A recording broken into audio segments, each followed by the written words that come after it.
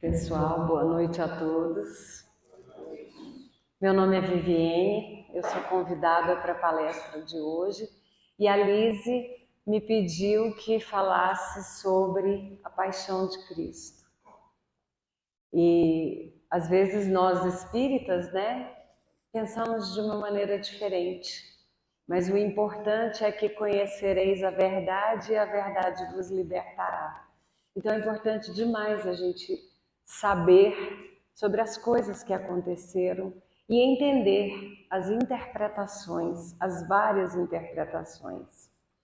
Então, nós vamos neste momento, vamos nos sentar de maneira confortável, vamos entrar em sintonia com os mentores desta casa, com os espíritos bondosos que aqui se encontram neste momento, que já prepararam esse ambiente com fluidos de reparação, cura, paz, com energias que vão de encontro às nossas necessidades. E rogamos então ao nosso querido Mestre Jesus que abençoe essa noite com muitas informações e que essas informações, sob a forma de verdades, possam fazer morada nos nossos pensamentos, nos ajudando a ter melhores escolhas, nos transformando em seres humanos melhores e nos ajudando a perceber que com o nosso trabalho nós podemos mudar o mundo. Mestre querido, neste momento nos entregamos à sua vontade para que o Senhor possa nos transformar em verdadeiros trabalhadores da sua seara. E assim, em seu nome, iniciamos os trabalhos desta noite. Que assim seja. Portanto, hoje, então, nós vamos falar sobre a paixão de Cristo. É impressionante como Jesus trabalhou nos 3 últimos anos da sua vida. O maior trabalho de Jesus foi nesse tempo. Mas nos últimos dias antecedentes à sua morte, ele deixou lições de uma preciosidade impressionante. É que a gente às vezes assiste os filmes e às vezes lê alguns livros e não vai a fundo perceber o quanto Jesus nos ensina em seus últimos momentos. E aí eu começo essa parte da paixão de Cristo com a última ceia. Jesus convida os apóstolos para ceiarem com ele. E nós conhecemos essa imagem tão bem pintada por Leonardo da Vinci, lindíssima, E cujo nome é a Santa Ceia. Então, esta ceia foi feita como uma festa de despedida. Jesus já sabia que ia embora, os apóstolos não. Mas Jesus fez questão de dividir com eles este momento, porque Jesus sabia que seria o derradeiro momento de união de todas aquelas pessoas.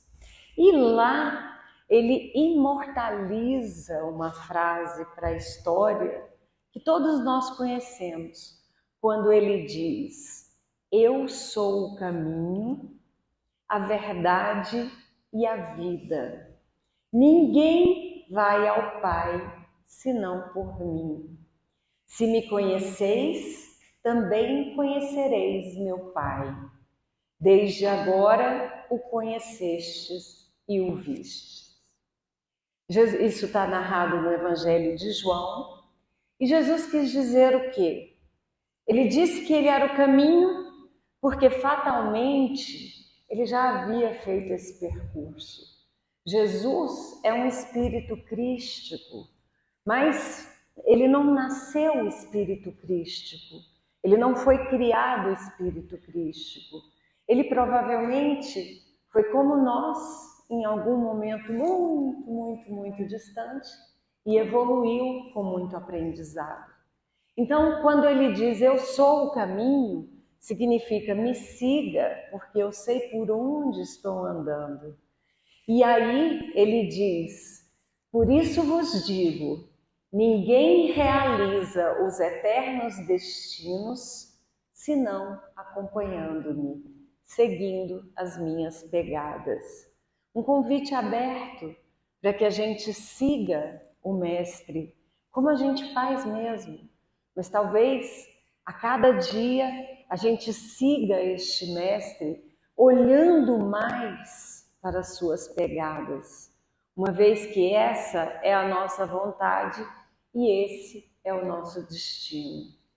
E ele diz, eu sou a verdade, porque ele não fala de si mesmo. Então Jesus diz, só falo o que ouvi e aprendi do Pai, agindo como seu oráculo, seu mesmo verbo encarnado. Então ele diz que é a verdade, porque nada do que ele fala é propriamente dele, mas são os ensinamentos que Deus o incumbiu enquanto governador da nossa terra, para que fossem mostrados aos seres espirituais que habitariam este planeta. E é assim que Jesus faz. Por isso que ele se diz a verdade também. E ainda ele se diz, sou a vida, porque sou ressurgido. Dominei a matéria, sou imortal e tenho vida em mim. Então, essas frases de Jesus são de grande profundidade para que nós entendamos por que ele diz, eu sou o caminho, a verdade e a vida. Bom, acabada a ceia, a última ceia de Jesus, ele também profetiza que seria traído e que seria renegado. Mas os apóstolos não entenderam isso. E havia especificamente um apóstolo chamado Judas Iscariotes, que era um apóstolo muito querido de Jesus. Judas era um homem muito bom. E às vezes as pessoas crucificam Judas de uma maneira que nem sempre ele merecia. Judas era humano, como todos nós. Porque vejam, o apostolado de Jesus não foi escolhido para ser composto pelos melhores homens. Muito pelo contrário, Jesus escolheu homens simples e que precisavam de muita orientação.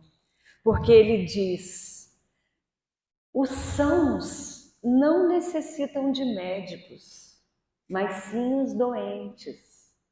Então, quando ele formou o seu apostolado, baseado em pessoas reais.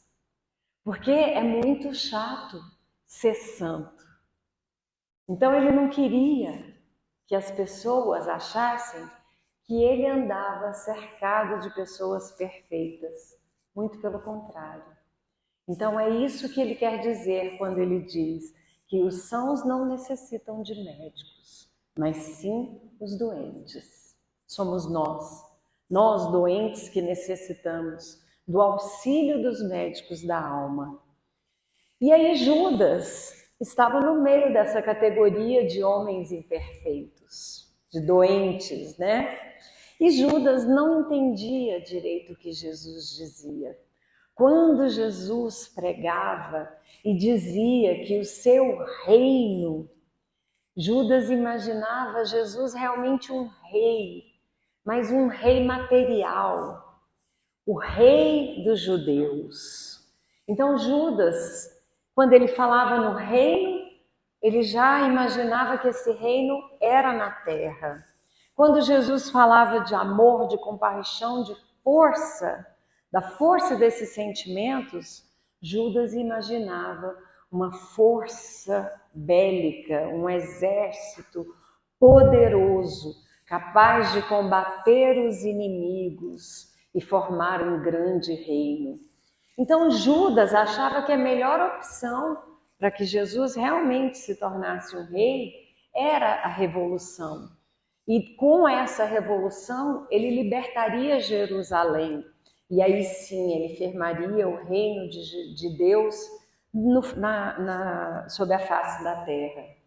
Mas com o passar do tempo, e principalmente nesses últimos anos, Judas percebeu que Jesus era generoso, era humilde, era manso, e que então Jesus não teria a capacidade de comandar um exército. E assim, ele maquinou um plano. Ele pensou: eu vejo meu mestre fazendo milagres. Vejo meu mestre com uma força impressionante. O que eu vou fazer? Eu vou trair ele. Ele vai mostrar a sua força através do milagre de se libertar e todos se curvarão diante dele. E aí Judas vai aos sacerdotes e diz: eu vou entregar Jesus. E entrega Jesus por 30 moedas de prata. E aí ele diz que Jesus estaria orando no Monte das Oliveiras, também chamado de Getsemane, que Jesus estaria orando naquele lugar e que ele chegaria, mas como os soldados não saberiam quem era Jesus, ele chegaria e beijaria Jesus na face, identificando ali quem era para os soldados, para que os soldados o prendessem. E Jesus então convida Pedro, João e Tiago para ir ao Monte das Oliveiras orar. E lá Jesus se entrega à oração porque ele sabia o que estava por vir. E ele diz aos apóstolos que estavam com ele que era necessário orar com fé e com muito silêncio. E Jesus ora 1, 2, 3 vezes. E nas 3 vezes que ele termina as suas orações, ele olha para os apóstolos e os apóstolos estão dormindo. E então Jesus diz: orai e vigiai. Porque ele queria que os apóstolos estivessem vigiando enquanto ele orava. E aí Jesus nos convida. A oração não pode ser feita quando a gente está com sono, porque a gente não vigia. Então a oração importante na nossa vida é a oração vigilante. É aquela em que nós estamos conscientes do que está acontecendo. E aí os apóstolos dormem, não avisam Jesus e Judas chega com o exército romano e os sacerdotes, beijando Jesus, identificando ele para que ele fosse preso. Mas na cabeça de Judas ele imagina que ele lideraria uma revolução e a tomada de Jerusalém acontecia e o triunfo seria a tomada do reino para que Jesus ocupasse o seu trono. Mas os sacerdotes traíram Judas, mentiram para ele. Eles disseram que Jesus não sofreria e Judas acreditou naquilo. Então, quando ele percebeu que a prisão havia sido efetivada e que Jesus passaria por uma sorte de dores muito profundas, Judas se desespera e volta aos sacerdotes para devolver o dinheiro, as 30 moedas de prata, dizendo que não queria que Jesus fosse preso e que eles haviam mentido. Mas os sacerdotes nem ouvem o que Judas fala. E Judas, assistindo aquele calvário de Jesus, se desespera a ponto de se enforcar numa árvore. Então, Judas se enforca na árvore enquanto Jesus sofre na cruz. Ok. O calvário de Jesus, como se dá? Então, Jesus é preso no Monte das Oliveiras e é levado ao Caifás. Lá, ele é colocado à frente de Pôncio Pilatos, para que fosse interrogado. Pilatos, que era o governador romano da Galileia naquela época, tinha a obrigação de interrogar os grandes criminosos. Jesus é levado com as mãos amarradas, o que era um hábito para os criminosos, que eles chamam criminosos vulgares. Então Jesus é levado com as mãos amarradas à presença de Pilatos, que pergunta coisas para ele e não consegue encontrar os crimes. Então Pilatos pergunta para ele: és tu o rei dos judeus? Porque Jesus não podia ser rei dos judeus. Só existia um rei naquela época, que era César.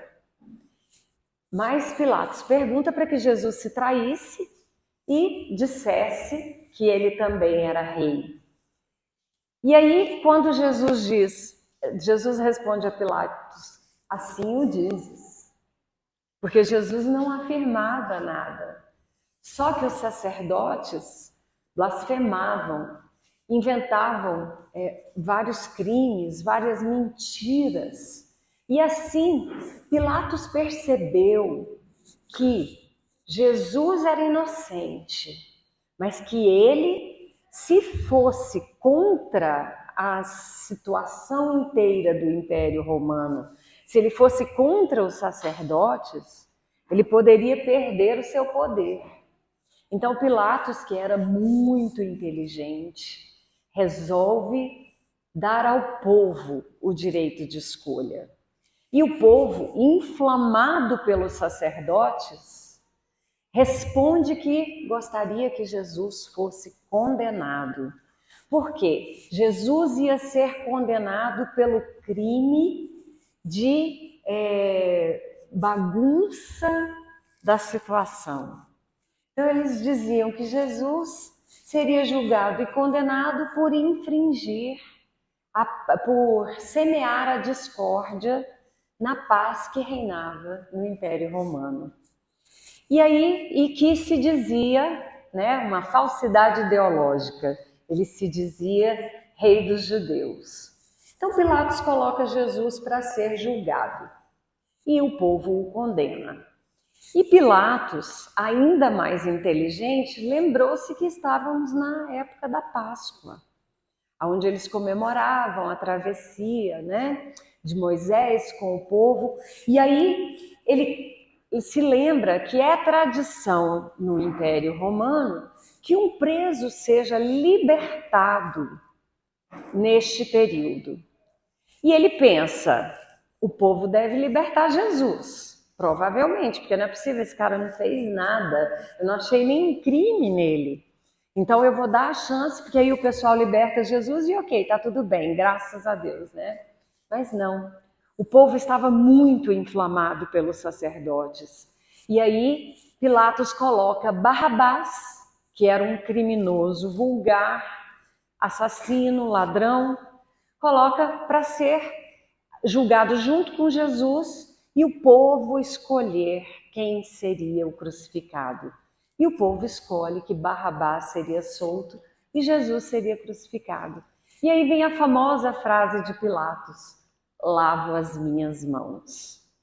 Então ele não era bobo de jeito nenhum, deixou a culpa de tudo, terceirizou a culpa de tudo para um povo que naquele momento não tinha a menor condição de avaliar o que estava acontecendo. E aí Jesus vai para o açoite, é humilhado, é coroado com uma coroa de espinhos, na sua cruz é colocado uma legenda escrita que ele era o rei dos judeus. A coroa de espinhos era para dizer que ele era rei, então ele tinha que ter uma coroa.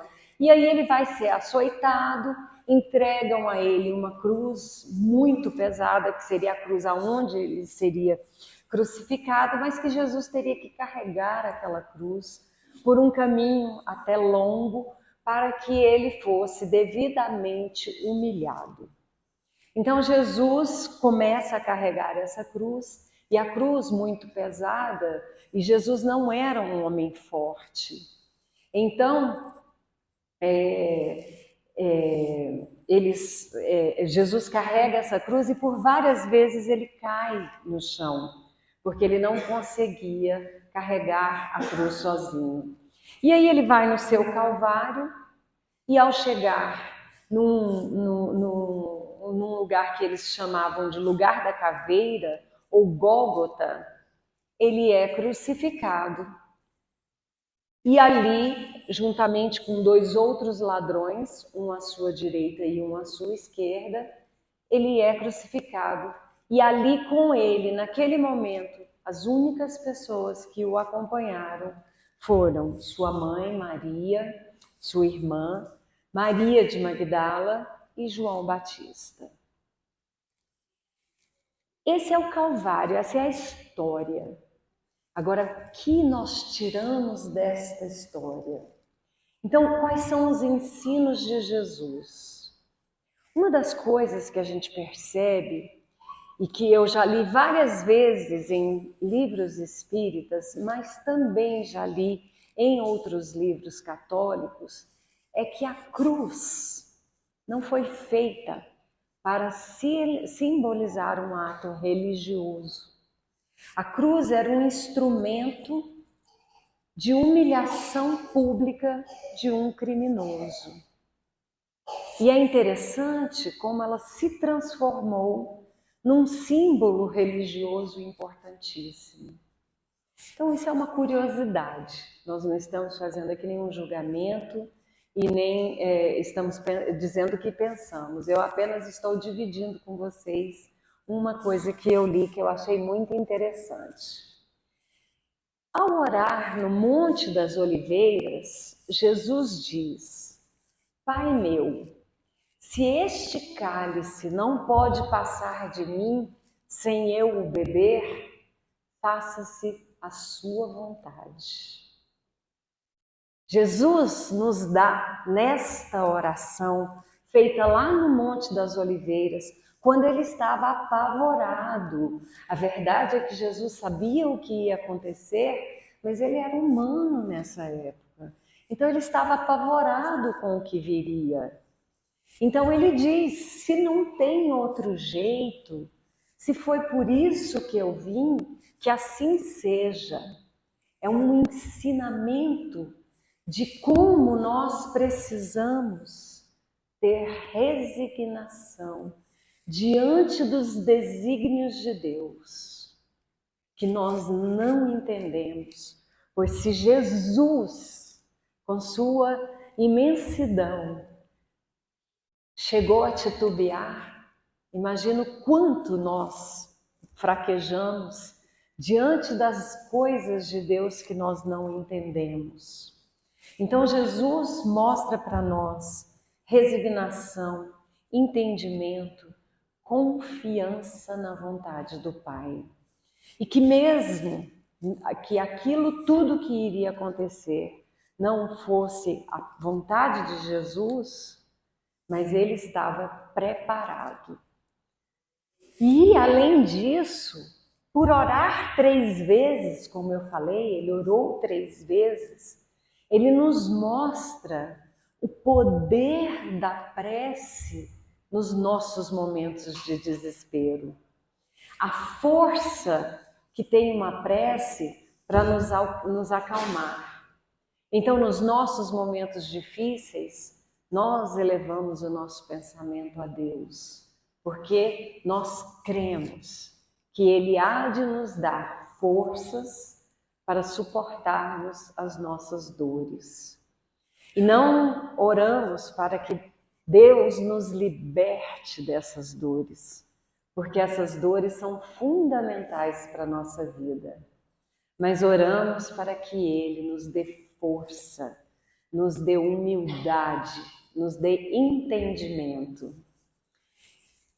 Ao pedir a Pedro, quando ele vai ser preso, lá no Monte das Oliveiras, Pedro, que estava com ele rezando, tinha uma espada. Então Pedro desembainha a espada no momento em que os soldados chegam para prender Jesus. Quando Pedro desembainha essa espada, Jesus nos dá mais um ensinamento. Ele diz a Pedro: Pedro, não faça isso. A sua vibração de ódio vai te igualar aos soldados. E quem com ferro fere, com ferro será ferido. A riqueza deste conselho. Quantas vezes nós andamos com a nossa espada embainhada e a qualquer provocação nós colocamos essa espada em riste? E quantas vezes, ao usar essa espada para ferir o nosso irmão, e essa espada principalmente são as nossas palavras, quantas vezes nós pensamos que quem com ferro fere, com ferro será ferido, e que talvez possamos ouvir as mesmas coisas que falamos para os nossos irmãos. Mais um ensinamento fantástico de Jesus. E ao ser crucificado e acompanhado única e exclusivamente por aquelas 4 pessoas, tendo sido Jesus um homem amado por pelo menos 12 apóstolos, estava completamente só, porque os apóstolos se amedrontaram. Eles ficaram achando que se dissessem que eram simpatizantes do Cristo, a vingança viria sobre eles também.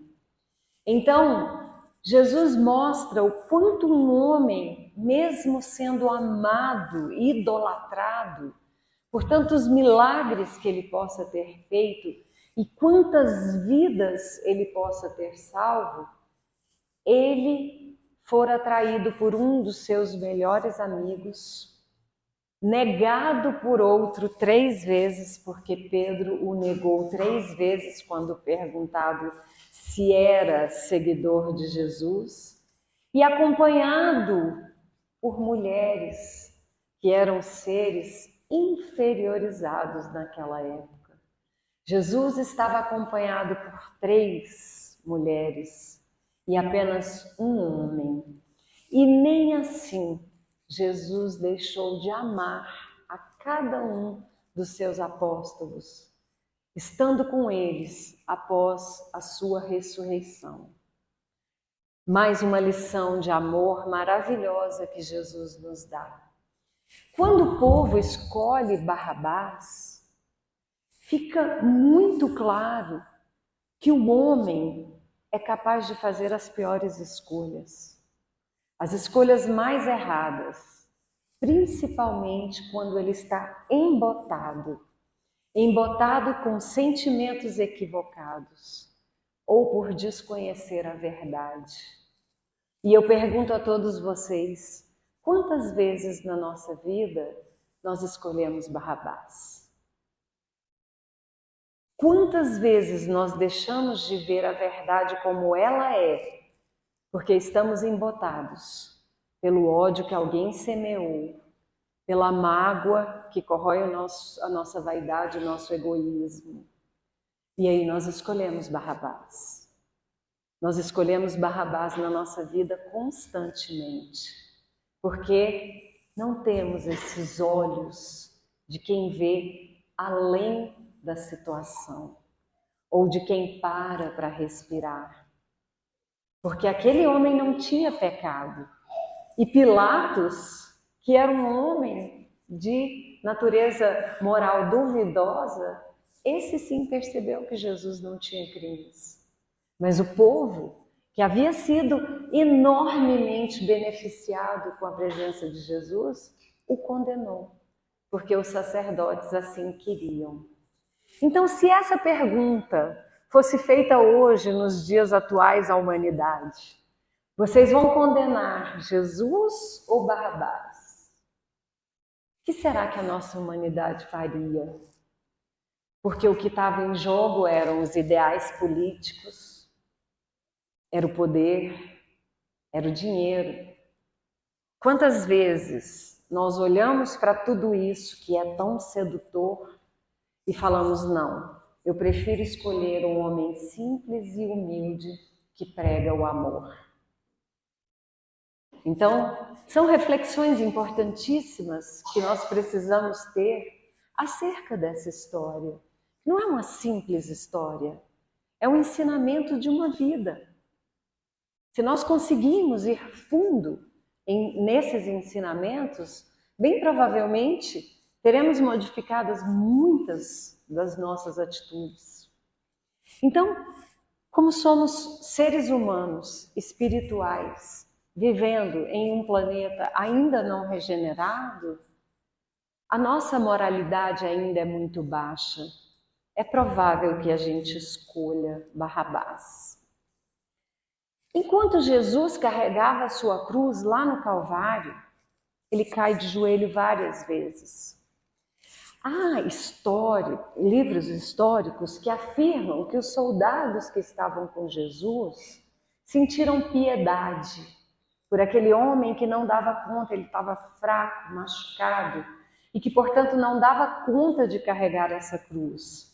Mas há outros livros também que dizem que os soldados queriam que ele simplesmente não morresse antes da crucificação. E que se deixasse ele carregando a cruz, isso poderia acontecer. Então ele morreria antes da crucificação e não seria humilhado. Então, portanto, a gente fica na dúvida, realmente, o que será que aconteceu? Os soldados tiveram pena de Jesus ou os soldados queriam que ele conseguisse chegar à crucificação? Então eles pedem a um homem que vinha passando por ali, chamado Simão Cireneu, para que ajudasse Jesus a levar sua cruz. E aí tem mais um ensinamento, porque apesar da superioridade daquele Messias, ele aceitou a ajuda. Para quê? Para exemplificar que nos momentos difíceis, em que a nossa cruz se torna verdadeiramente pesada, nós podemos aceitar a ajuda de quem quer que seja. Nunca dizer não para aqueles companheiros que chegam para nos ajudar, porque eles são enviados de Deus. Porque Deus faz a sua bondade desse jeito, nos enviando mãos amigas que nos ajudam a carregar a cruz das nossas vidas. E muitos perguntaram e zombaram de Jesus na cruz, dizendo que já que ele era rei e que ele era poderoso, por que ele não descia daquela cruz sozinho e se libertava? Jesus então dá mais uma lição espetacular para todos nós. Enquanto ele era achincalhado por todos que passavam por ali, Jesus levanta os olhos ao Pai e diz: Pai, perdoa-os, eles não sabem o que fazem. Nos ensinando sobre o perdão, Jesus mostra que nós não estamos preparados para a verdade, que nós não podemos recebê-la, que não poderíamos desde aquela época, que evoluímos um tanto, mas que o que manda ainda, infelizmente, é a arrogância. Mas Jesus nos ensina a manter o silêncio diante dos arrogantes, mantendo-se fiel, apesar de incompreendido, porque a verdade estava dentro dele, no seu coração. E quantas vezes nós nos sentimos humilhados, achincalhados, e aí nós abandonamos a nossa natureza e vibramos na sintonia do ódio, da mágoa, da vingança.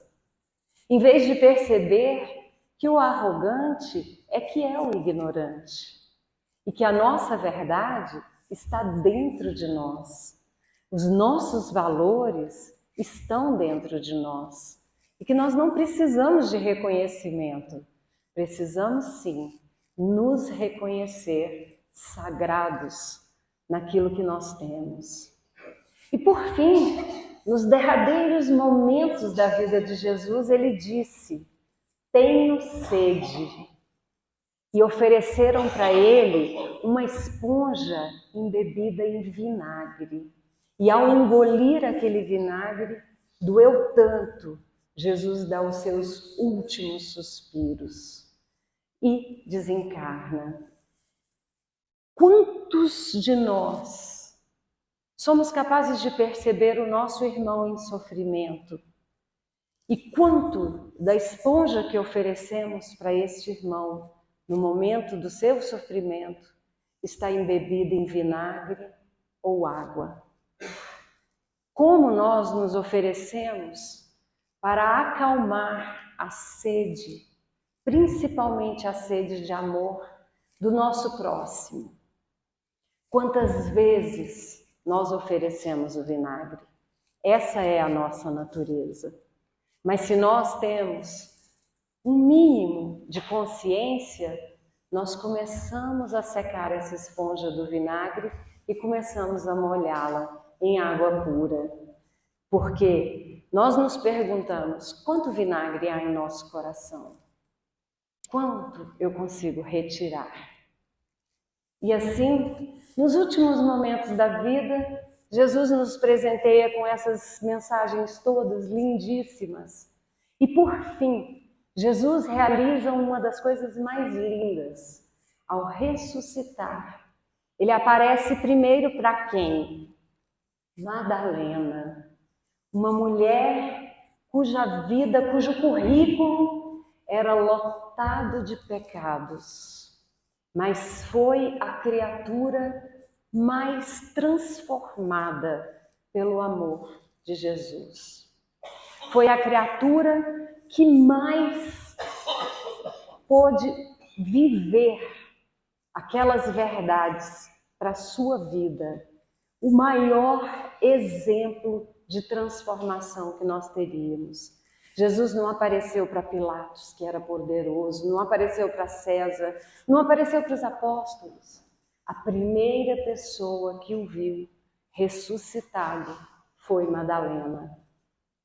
E aí Jesus nos mostra o olhar que nós temos que ter com o nosso irmão, que de repente pode parecer o mais inferior dos seres, mas que pode nos ensinar mais do que qualquer sábio neste mundo.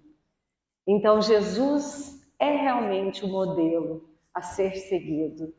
E nós, a cada vez que nos esclarecemos sobre todas essas verdades, chegamos mais perto dele. Então, que essa Páscoa, que essa Semana Santa possa representar momentos de reflexão, momentos de modificação, momentos em que vocês todos, nós todos, vamos parar para pensar o tanto que Jesus se sacrificou por todos nós e o quanto nós podemos nos sacrificar, não só por nós mesmos, mas pela humanidade. E eu agora vou convidar todos vocês para se colocarem bem confortáveis em suas cadeiras, porque os nossos irmãos da casa farão agora a ministração do passe magnético. Querido Mestre Jesus, aqui nos encontramos, neste lugar sagrado, recebendo dos nossos irmãos os eflúvios magnéticos, que vêm de encontro às nossas necessidades. Que o nosso coração se abra para receber essa energia que transforma e cura as nossas células do corpo físico. Essa energia que banha os nossos corações com o amor de Jesus. Que a espiritualidade amiga possa interceder por cada um de nós, nos mostrando o melhor caminho.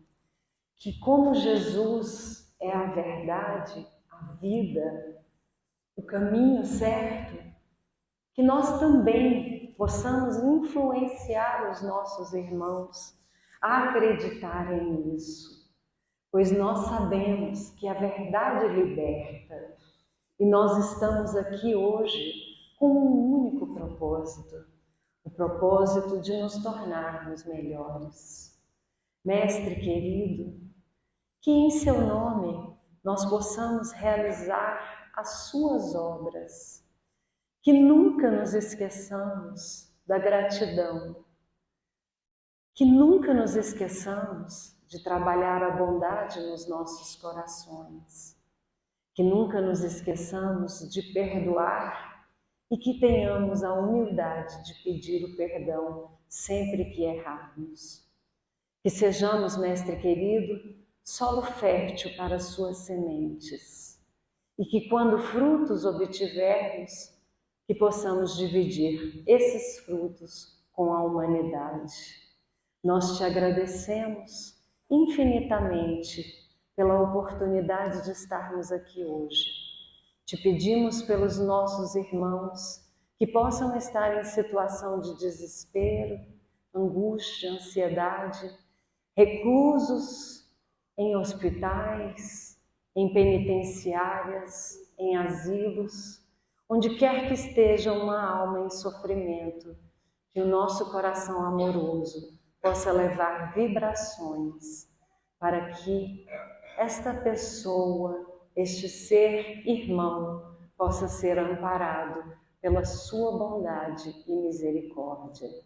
Mestre querido, em seu nome, encerramos esses trabalhos da noite, na certeza de que voltaremos para os nossos lares, fortalecidos na nossa fé, que a nossa semana continue produtiva, que nós possamos descansar no feriado, que levemos as bênçãos aqui recebidas a todos os nossos familiares e que encontremos sempre a oportunidade de receber a sua verdade.